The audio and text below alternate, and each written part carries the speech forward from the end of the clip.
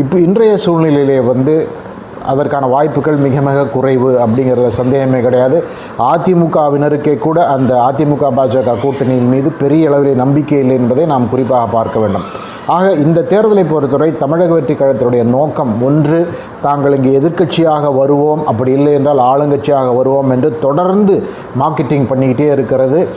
அப்படியாக செய்து anti incumbency, ஆட்சிக்கு எதிரான இருக்கக்கூடிய வாக்குகளை பிளந்து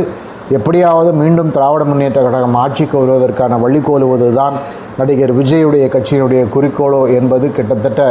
வரும் நாட்களில் இன்னும் தெளிவாகும் என்று சொன்னாலும், இப்போதைக்குள்ள சூழ்நிலையிலே தன் தலைமையை ஏற்று கூட்டணிக்கு யார் வர வேண்டும், வேறு யாரோடும் இறங்கி போய் கூட்டணி சமரசம் கிடையாது என்று தமிழக வெற்றி கழகம் அறிவித்திருப்பது உறுதியாக தமிழகத்திலே அந்த ஆப்போசிஷன் ஃப்ரண்ட், ஆளுகின்ற திராவிட முன்னேற்ற கழகத்திற்கு எதிரான ஒரு பெரிய கூட்டணி, ஒரு மகத்தான கூட்டணி அமைவதற்கு